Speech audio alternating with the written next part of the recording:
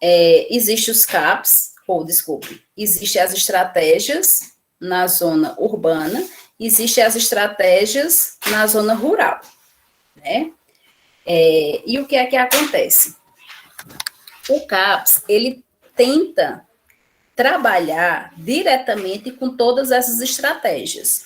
De que modo? Capacitando essas estratégias para que elas atendam os pacientes em casos leves. E esses pacientes não precisem vir até o CAPS para pegar uma receita, ou só para conversar com o profissional, ou só para ver o profissional, porque vocês sabem que muitos pacientes têm essa carência, né, de ver o profissional. E daí a estratégia, ela pode estar fazendo esse serviço, deixando o CAPS para os pacientes com transtornos graves, severos e persistentes, né, como nós já vimos quando a gente viu o CAPS. Aí o que é que acontece? Digamos que tenha 10 estratégias de saúde da família num município X, né? Então, o CAPS, ele visita as 10 estratégias com o objetivo de matriciar, de trabalhar de forma mais unida, com mais interação, tá?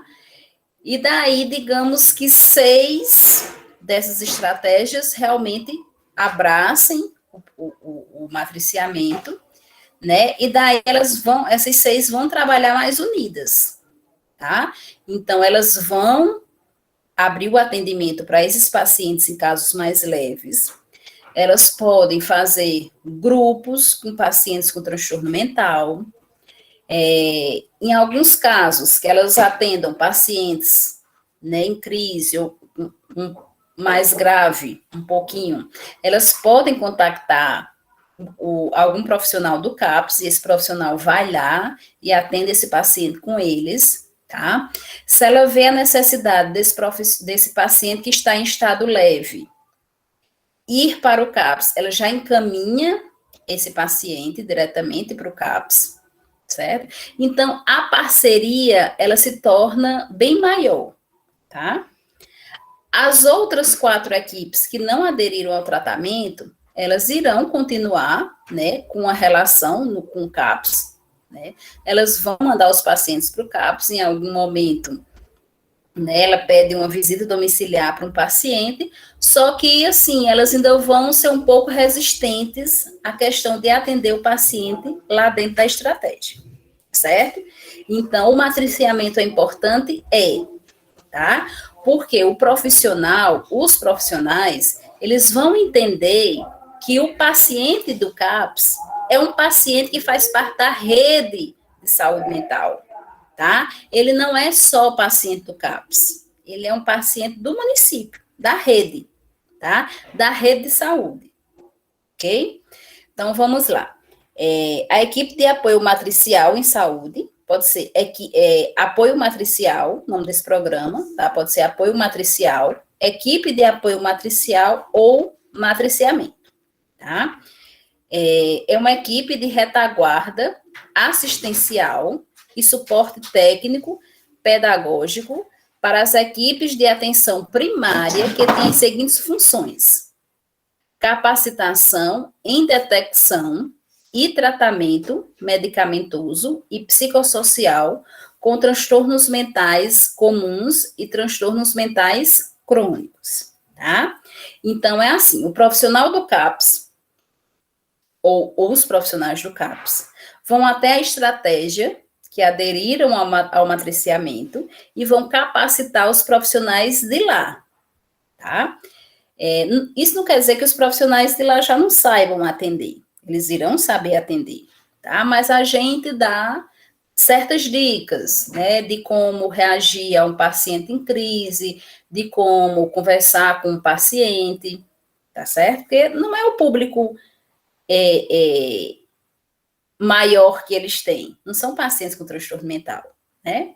Então, algumas dicas a gente dá de como eles podem estar tratando esses pacientes, tá? Então, eles vão tratar pacientes com transtornos mentais comuns, que são os leves, e pacientes mentais crônicos, que já há muito tempo que estão, né, com transtorno mental, que têm transtorno mental, mas estão em estado de manutenção, estão calmos, não estão em crise, certo? Outra função é a definição de critérios de encaminhamento para nível secundário. É o filtro da porta de entrada. Então, o que é que acontece?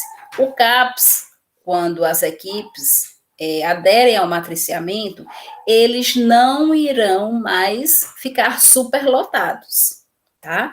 Por quê? Porque agora eles irão trabalhar apenas com os pacientes com transtornos mentais graves, severos e persistentes.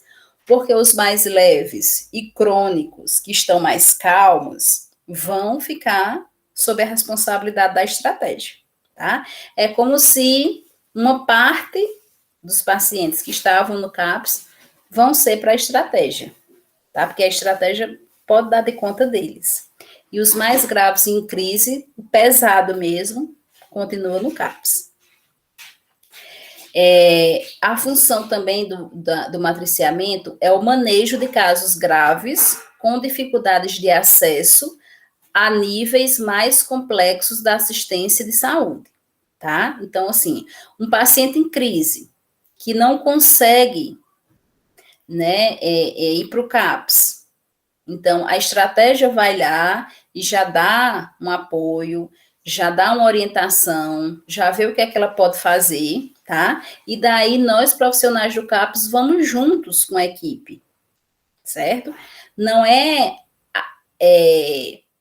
aquela, digamos assim, aquela estratégia de só a equipe do CAPS vai, tá? O Saúde da Família, ele vai junto com o CAPS, e daí ambos tentam, né, solucionar o problema daquele paciente, solucionar a crise, amenizar a crise, certo? Então, agora já é um trabalho conjunto. E ocorre o desenvolvimento de atividades psicoeducativas, psicoterapêuticas de curta duração e articulação com serviços de saúde, recursos comunitários e outros setores, escola e assistência social, tá? Então, aqui por exemplo,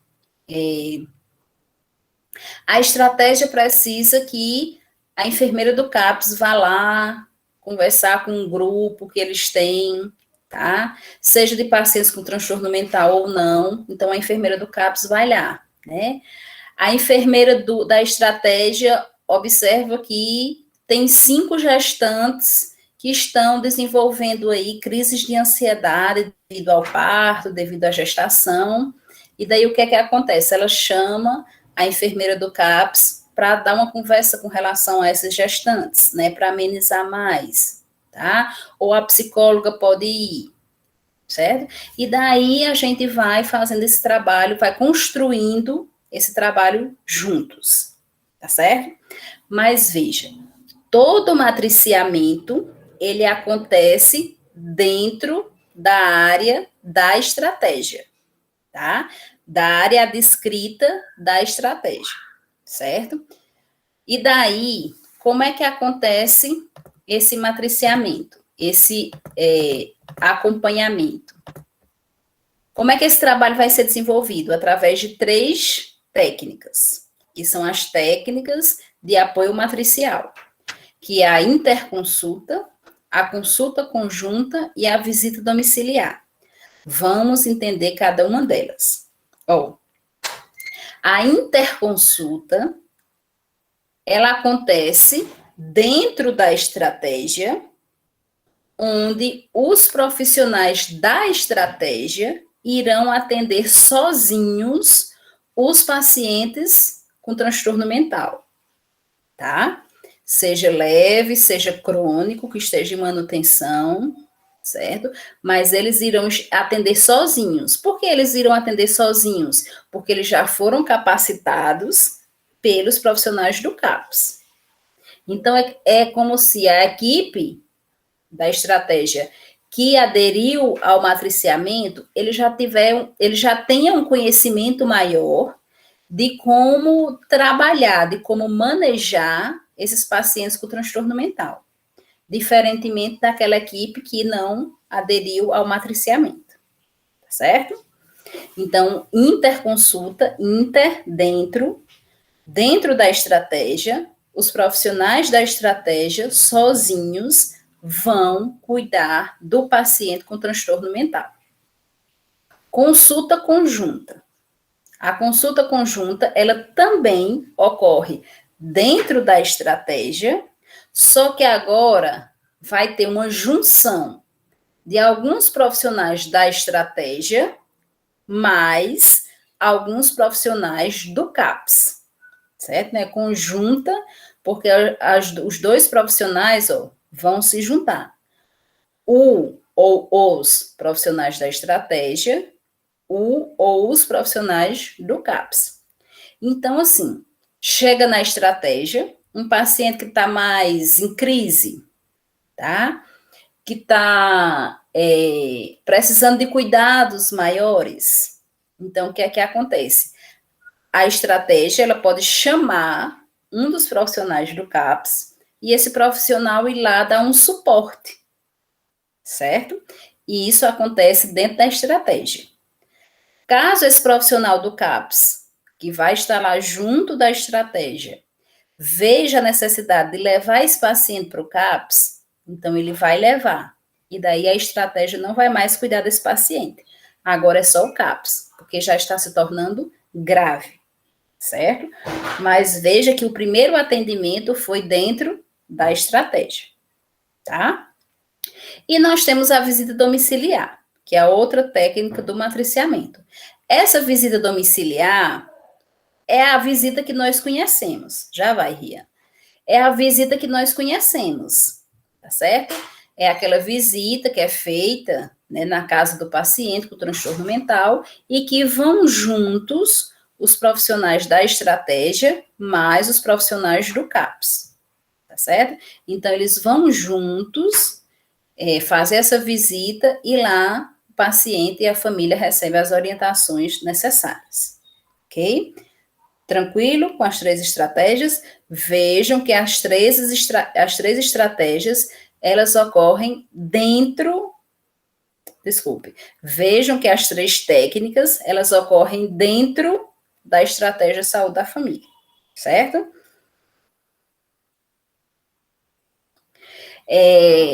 Rian, quando eu falo em estratégia, quando eu falo em capacitar os profissionais da estratégia, os agentes de saúde também estarão lá, tá?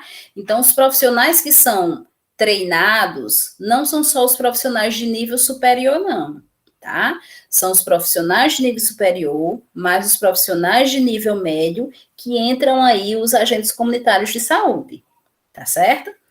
Existe até um trabalho que a gente faz muito junto com os agentes de saúde, né, que não é o matriciamento, mas é um trabalho que ele acontece junto também, que é a questão de informações, né, a gente está sempre entrando em contato com os agentes de saúde, pedindo a eles informações sobre determinados pacientes, pedindo o quantitativo de pacientes com transtorno mental na área deles, pedindo informações com relação a cárceres privados que estão na área deles, tá? Então, essa parceria, ela sempre existiu, certo?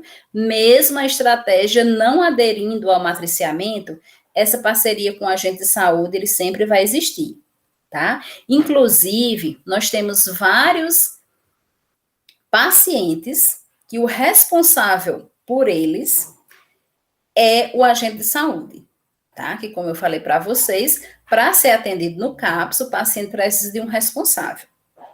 E daí nós temos pacientes que a família não quer cuidar, tá?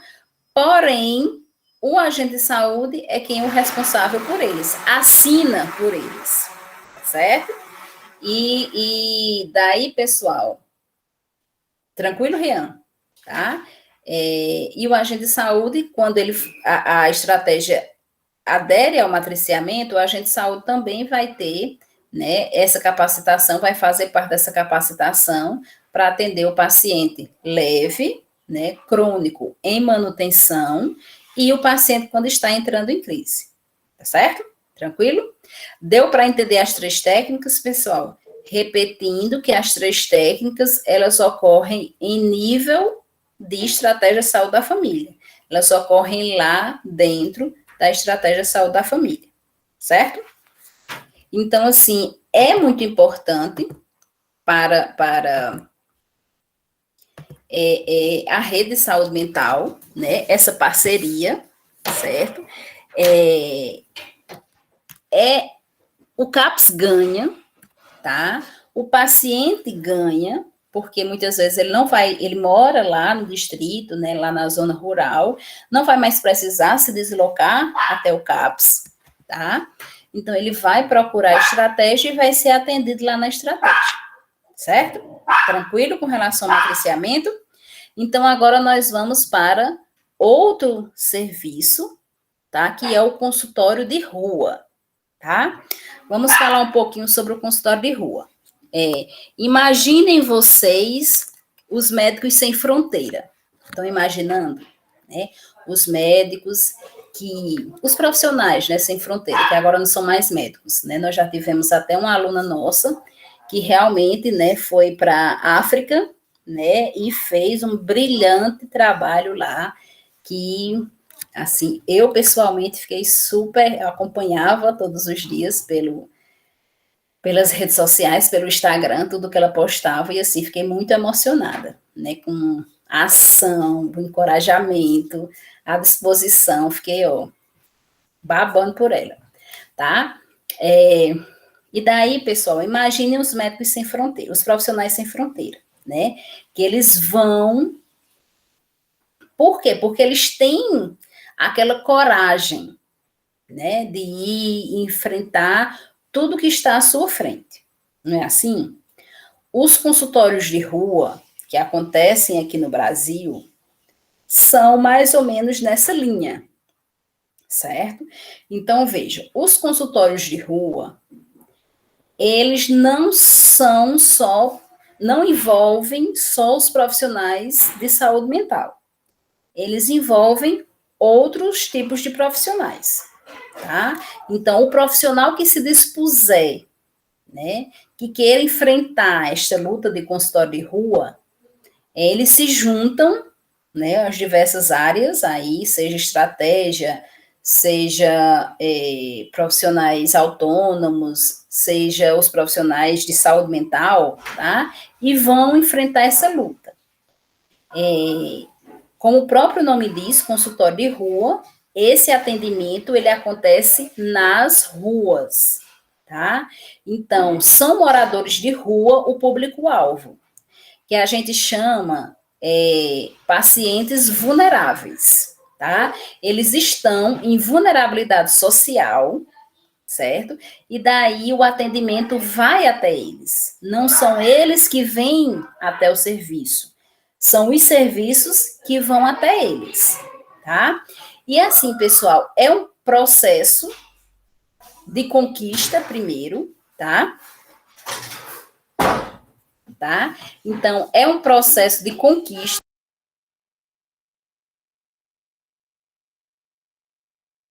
Travou.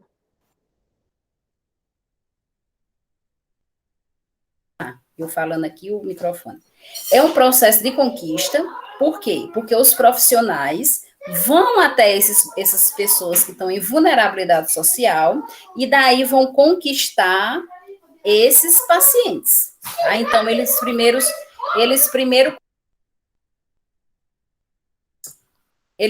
conquistam, depois eles vão acolher esses pacientes e daí eles começam o atendimento, tá certo? Então, assim, para facilitar esse processo de conquista, de preferência, que esses pacientes, ou que esses profissionais se juntem a outras pessoas que já fazem um serviço naquele local, dentro daqueles moradores de rua, tá? Então, por exemplo, imagine vocês os moradores de rua que, né, estão lá, né, debaixo de uma ponte. Eles moram lá debaixo dessa ponte, certo? Então, assim, os profissionais dos consultórios de rua, eles querem fazer um trabalho com eles. E daí, eles vão se juntar a outras pessoas, sejam a ONGs, né, as organizações não governamentais, seja a porta, seja, né, a uma pessoa em particular que já faça esse serviço, tá? E daí eles vão junto com eles tentar conquistar esses moradores, né? Porque assim, por si só, por eles sofrerem socialmente, né? Por eles serem muitas vezes maltratados pela sociedade, eles já têm uma certa resistência, tá? Então, esse processo de conquista fica mais difícil quando essa equipe chega lá sozinha, certo? Então, assim, se já tem uma ONG que já faça um serviço com eles, que já tenham conquistado essa população, esses moradores, que já sejam conhecidos por eles, então esses profissionais do consultório de rua vão junto com eles e daí vão tentando fazer esse processo de conquista, certo? De confiança. Uma vez esse processo tendo, né, sido feito de confiança, de conquista, aí vem os atendimentos, que são feitos a nível de rua. Então, por exemplo, se tem um pessoal lá, uma ONG lá, que já faz um sopão todas as quartas-feiras, tá? Então, esses profissionais se juntam a essa ONG, né, lá de servir o sopão, e daí vão conquistando a população. Então, toda quarta-feira eles estão lá, fazendo essa conquista, certo? E daí eles conquistam e começam a fazer o atendimento. Então, são vários tipos de atendimento, certo? Só que acontecem lá. Atendimentos como dentista, como orientações, como consultas, tudo lá no local deles, tá, pessoal? Aí a gente pode pensar, a gente vai conseguir tirar um morador daquele das ruas, dificilmente a gente vai conseguir. E o objetivo de lá, do consultório de rua, não é esse. Não é retirar o morador da rua, não. Fazer com que ele vá para o CAPS e fique lá no CAPS, tá? A proposta é o que a gente chama de política de redução de danos. Entendam o que é a política de redução de danos. É assim, ó. É fazer com que não se agrave a situação do paciente, né? Essa política de redução de danos, ela não só ocorre lá nos consultórios de rua, não. Dentro do próprio CAPS, a gente pode estar fazendo essa política de redução de danos. Como? Se nós temos uma paciente que ela tem vários parceiros, tá? Então, a gente pode estar fazendo uma política de redução de danos com ela. De que maneira? Orientar o uso do preservativo, orientar para que ela não fique com muitos parceiros, tá? Isso a gente está fazendo uma política de redução de danos, impedindo que, por exemplo, ela não engravide, né? Que ela não pegue uma DST, não, uma IST, né? Tá? Porque caso ela engravide, o problema dela só vai piorar, porque ela já tem transtorno mental. Se ela engravidar, ela vai ter que parar de usar determinados medicamentos, pelo menos no primeiro trimestre. Então, você imagina que o transtorno mental dela vai o quê? Se agravar, porque ela não vai poder usar determinadas medicações, certo? Quando a gente orienta e impede, né, e dificulta que ela engravide, através do uso do preservativo, de anticoncepcionais, tá? A gente já está fazendo essa política de redução de danos, certo? Tranquilo? Então, essa política de redução de danos, ela é o objetivo dos consultórios de rua, tá? É orientar, uso de medicamentos, informações, terapias, para que essas pessoas não se agravem mais o estado delas, que já é muito difícil, tá? Gilberlândia, esses profissionais, eles podem vir de qualquer local, né? É uma junção de profissionais. Profissionais do CAPS, profissionais de estratégia, profissionais autônomos, tá? Diversas especialidades, diversos tipos de profissionais, tá? Que queiram participar dos consultórios de rua, e daí eles vão fazer esse trabalho aí com esses pacientes, tá? É aquilo que eu falei para vocês no início. Imaginem os profissionais sem fronteira, que eles vão até lá realmente com a cara e a coragem, né? Alguns recebem por isso, logicamente, mas o que eles encontram por lá não é nada fácil, né?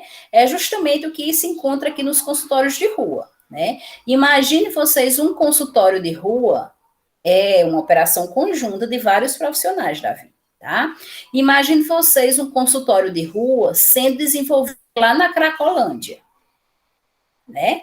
Quando existia, né? Acho que já acabou aí, não sei se voltou a Cracolândia, né? Mas teve um tempo aí que estavam tentando, né, acabar, certo? Mas imagine vocês, né, vários profissionais chegando lá, certo? O risco que esses profissionais não correm, certo? Então, assim, realmente tem que ser um profissional de coragem para estar realizando esse trabalho lá, tá certo? Então, vamos acompanhar aqui os slides. Consultórios de rua estão sendo implantados no país como um empreendimento para abordagem e atenção psicossocial às pessoas com transtornos mentais em situação de grave vulnerabilidade social, tá? Até, pessoal, a primeira proposta do consultório de rua foi trabalhar com jovens e adolescentes e crianças, tá certo? Hoje, né, devido à ampliação dos consultórios de rua, ele já está para todas as faixas etárias, certo? Esse projeto e também era para pessoas com álcool, usuários de álcool e drogas. Hoje já está para todos os transtornos mentais também, certo? Esse projeto tem se justificado pelo cenário epidemiológico e também pela expectativa de reduzir a lacuna assistencial voltada a este público, especialmente crianças, adolescentes e jovens. Seria uma ponte para a população que está à margem do sistema de saúde. Tá?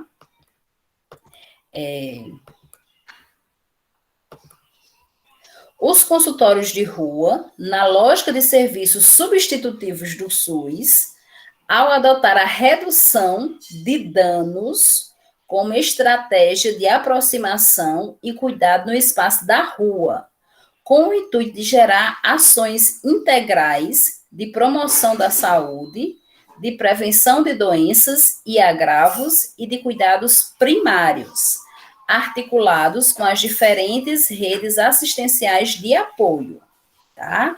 Então, como eu falei para vocês, trabalha-se com a política de redução de danos, tá? Trabalha com os princípios do SUS, integralidade, assistência, acesso, tá? E articula-se com as redes sociais de apoio. Que redes sociais de apoio? As ONGs, que já fazem um trabalho lá, ou outros profissionais, que não são ONGs, mas que já fazem algum trabalho lá, já conquistaram aqueles moradores, já são conhecidos por aqueles moradores, tá?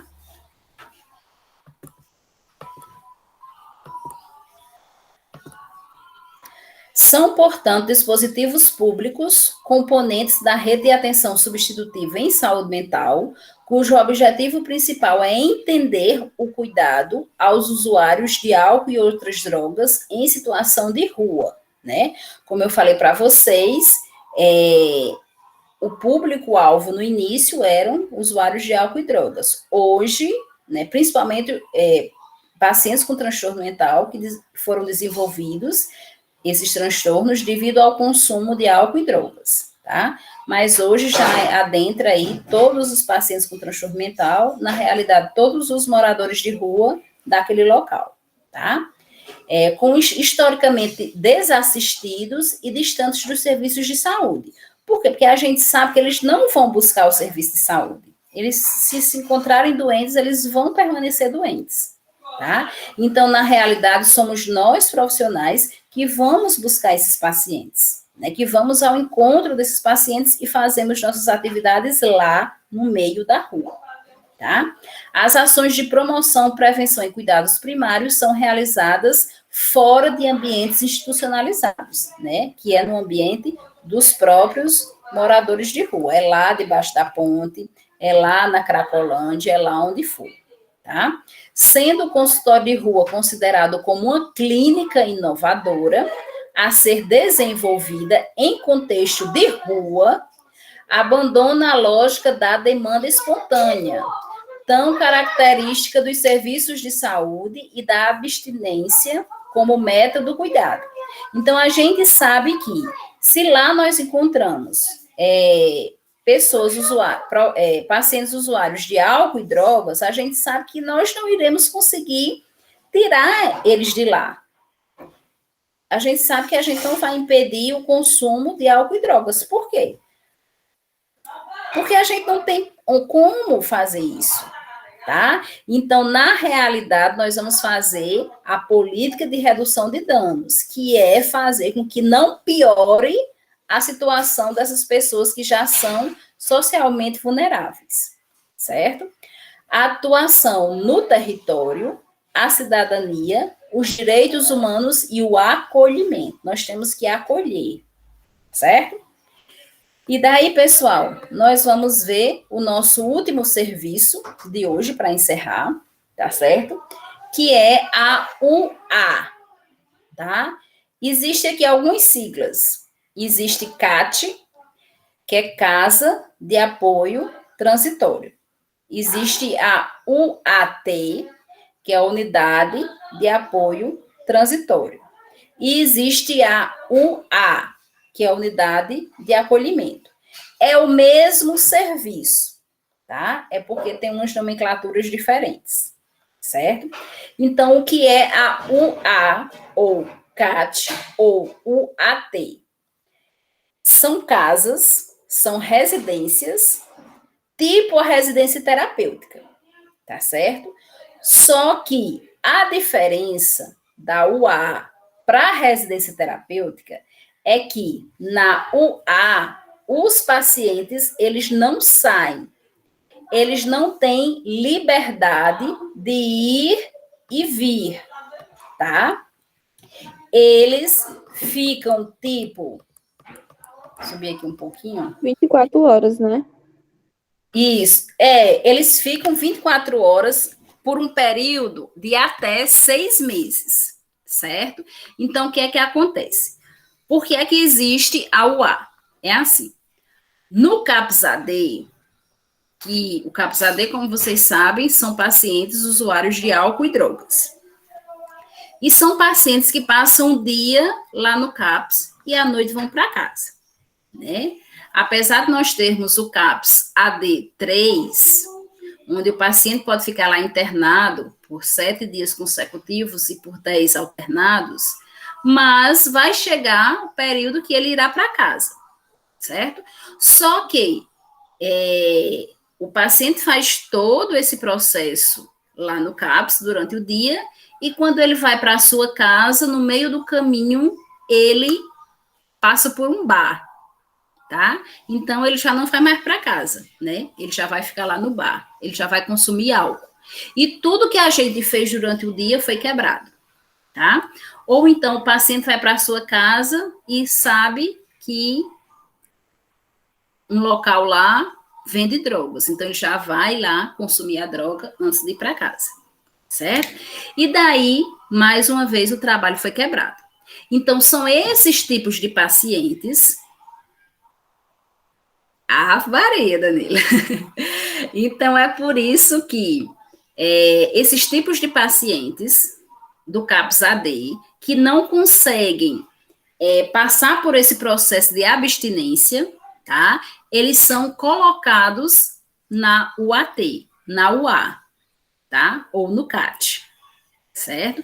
Então, essa residência, essa UA, ela existe porque ela é ligada ao CAPS-AD. Quem direciona os pacientes para a UA? Eles vão sozinhos? Eles vão por demanda, né, por conta É o própria? CAPS. Não. Eles vão orientados pelo CAPS. O CAPS que pega esse paciente e diz: esse é um paciente da UA. Então, coloca ele lá na UA, tá? E esse paciente, ele fica lá por um período de até 6 meses, certo? Porque como a gente trabalha a questão da reinserção social, e lá eles ficam aprisionados durante esses 6 meses, né? Como é que a gente trabalha esse processo de reinserção? Então, por isso que eles não... Professora, Oi. no caso, é só a UA que fica até 6 meses? Tanto a UA como o CAT, como a UAT, assim, é o mesmo serviço, certo? Na realidade, só muda a nomenclatura, porque na realidade, quando foi criado esse serviço, ele se chamava CAT, tá? Aí o próprio Ministério da Saúde, vamos tirar o nome CASA, que era Casa de Apoio Transitório, vamos tirar o nome CASA, vamos colocar unidade, aí ficou UAT, Unidade de Apoio Transitório. Vamos tirar esse transitório, vamos acolher o paciente. Então, colocaram UA, Unidade de Acolhimento, tá? Aí eu fico dizendo os três, porque vocês podem encontrar alguns livros mais antigos, né, algumas literaturas mais antigas que falem. Aí você vai dizer, poxa, a professora nem falou nesse, né? Mas na realidade é o mesmo, é a casa, só que com nomes diferentes, tá certo? Então, o que é que acontece? Então, como o CAPS trabalha no processo de ressocialização, não tem como esse paciente ficar lá aprisionado, né, a vida toda, como numa residência terapêutica, que ele pode morar a vida toda, mas ele tem a liberdade, certo? Então, aqui, ele fica por um período de até 6 meses, certo?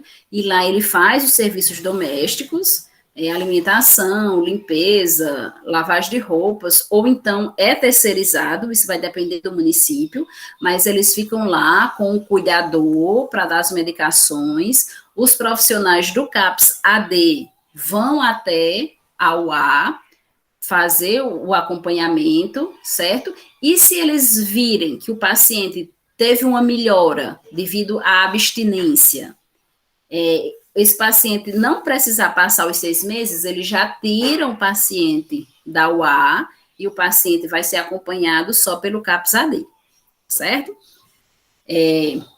Então, a UA, instituída pela portaria 121 de janeiro de 2012, oferece cuidados contínuos de saúde com funcionamento de 24 horas em ambiente residencial e o objetivo é oferecer acolhimento voluntário e cuidados contínuos para pessoas com necessidades decorrentes do uso de crack, álcool e outras drogas, de ambos os sexos, acompanhados nos CAPS, especificamente no CAPS-AD, tá?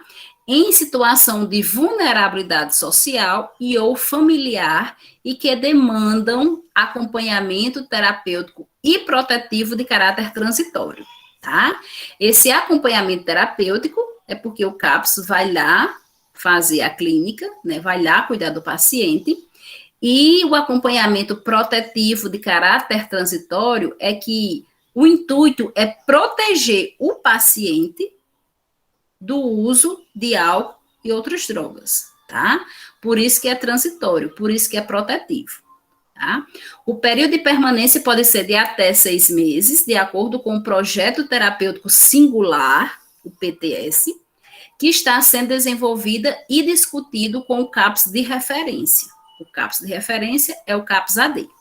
E há 2 modalidades de UA, adulto e infanto-juvenil, tá? Existe a UA adulto, no ICOL, nós temos uma UA adulto, e existe a UA infanto-juvenil, né, que vai entre 12 e 18 anos.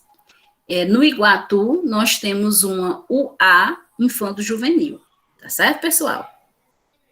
Pronto, Mirla, já viu a do ICOL, muito bem, tá certo? Então, pessoal, ó, outro nome, né? Casa de apoio, certo? Então, mas se está ligada ao CAPS AD, então vocês já sabem que é esse tipo de residência, tá certo, pessoal? Então, nós encerramos por aqui. Alguma dúvida com relação aos serviços, tá? Vocês vejam que todos esses serviços estão ligados ao CAPS,